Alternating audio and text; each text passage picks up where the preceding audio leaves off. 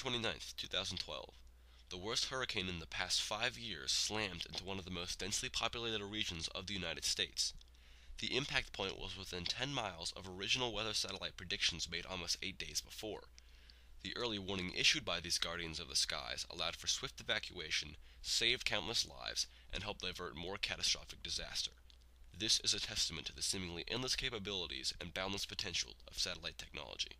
It is hard to imagine a world where no weary satellites encircle the planet, picking out threats and analyzing Earth's weather patterns. It is even harder to imagine a world where sharing our ideas and feelings is more difficult than a quick call, text, tweet, or Facebook update, and such communication is not constantly available. But not so long ago, the skies were dark. Knowledge was contained only in books and in minds, and sharing that knowledge required close contact or the use of limited earthly telephone systems. 50 years ago, satellite technology was still in its infancy. The launch of Sputnik 1 in 1957 by the Soviet Union sent America reeling in the face of the first real threat to its global security since its rise to power in the years since World War II.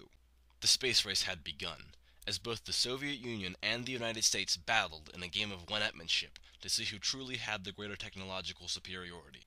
In 1962, the Soviets seemed to be winning this race, as they had beaten the rivals in the launch of the first successful satellite and the first manned spaceflight. However, on July 10th of 1962, the tables were turned when America launched what was to become the most relevant piece of space-age technology to modern everyday life, the Telstar. The Telstar was a spherical satellite measuring 34.5 inches in length, weighing about 170 pounds, and powered by the sun. It was privately created by Bell Laboratories of AT&T, and then launched in partnership with NASA. The Telstar was the first active, direct relay communication satellite, and the first satellite to transmit live television pictures, telephone calls, and transatlantic television feed. The Telstar is seldom given the full credit it deserves. When most people remember the space race, they think of Sputnik or the Apollo moon landings. But while these accomplishments are tremendous, they didn't have a tangible effect beyond the political implications and incremental scientific advancements, and nowadays they have little applicable meaning to everyday life. The Telstar, however, ushered in a dazzling new era of communication. It paved the way for generations of satellite technology that has enabled us to surround ourselves in a net of information and connectivity. Although the Telstar did not start or define the space race, it was the integral turning point that shifted America and the world into the information age, and it represented America's first real victory over the Soviet Union in the space race. It relayed the first live and transatlantic broadcast in the history of mankind.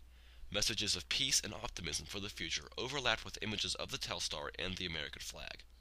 Now comes the historic moment, a moment compared in significance with the first message sent over the telegraph. This is the first picture transmitted to outer space and received back again on Earth. Scenes of the dome at Andover are flashed across the sea, and man marks another milestone in this age of scientific miracles. So proudly it waves.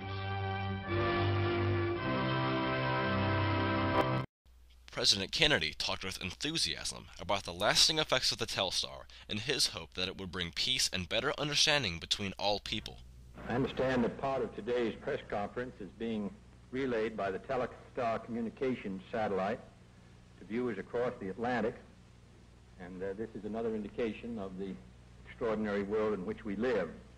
This satellite must be high enough to carry messages from both sides of the world, which is, of course, a very essential requirement for peace. And I think this understanding, which will inevitably come from the speedier communications, is bound to increase the well-being and security of all people. After almost 8 months in action, the Telstar finally went out of service on February 21, 1963, due to electrical failures caused by radiation interference from a United States high-altitude nuclear test called Starfish Prime. Despite the fact that it has been inactive for over 50 years, the legacy of the Telstar 1 lives on. The reason that its creation was such a critical turning point is that it gave rise to true interglobal communication and forever changed the world we live in. It produced one of the few lasting effects of the space race because its impact on human history is still relevant today. Before the Telstar, communication was very limited. Local television stations had a very small range and newsreels had to be brought to the stations. so nothing was live. We hardly ever made long-distance calls. Everything was through cables, and it was expensive. But after the Telstar, television was delivered via satellite, and phone calls could be made overseas instantaneously. So the big turning point was that the communication was now immediate, and that affected everything from politics to news to entertainment and certainly the war. Nowadays people take all this for granted because communication is everywhere. There's email and Facebook, Twitter, cell phone, Skype, and of course television.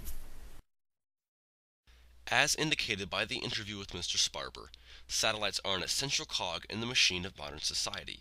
The internet, news systems, weather networks, telephone, television, radio, law enforcement, GPS, space research, and the global market all at least partially depend on communication satellites and satellites in general. Today, communication satellites carry a third of all telephone and virtually all television traffic between countries.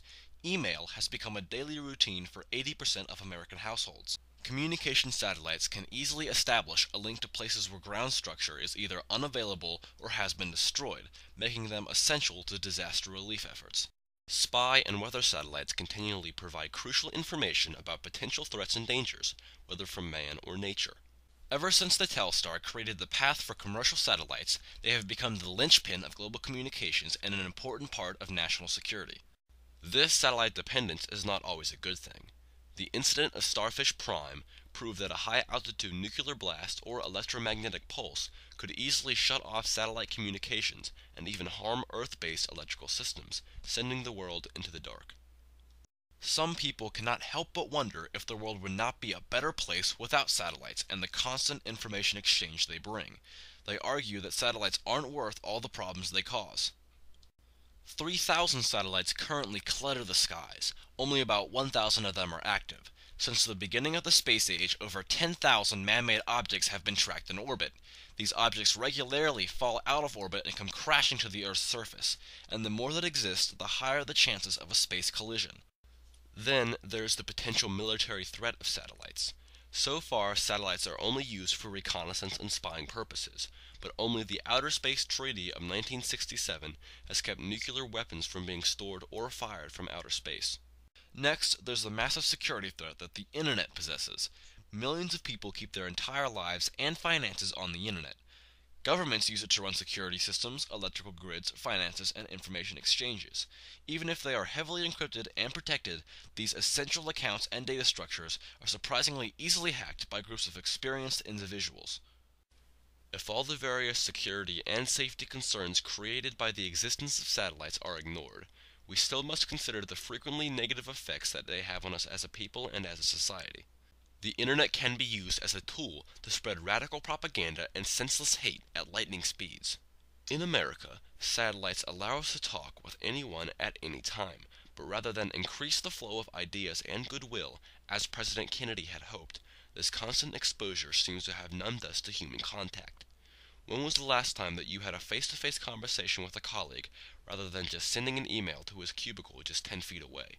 Instant entertainment has contributed to the entitlement mentality and the television society. Easy connectivity via social media permits immediate expression of opinion, which has led to a self-obsessed and lazy culture, with eyes glued to a screen. Like any other technology, the Telstar brought with it both astounding advancements and great obstacle, but there is no denying that it has truly changed the world we live in forever. The potential for humanity that communication satellites hold is both an awesome and sobering force, and if we are wise, we can use the power of human communication through this technology to shape a better tomorrow.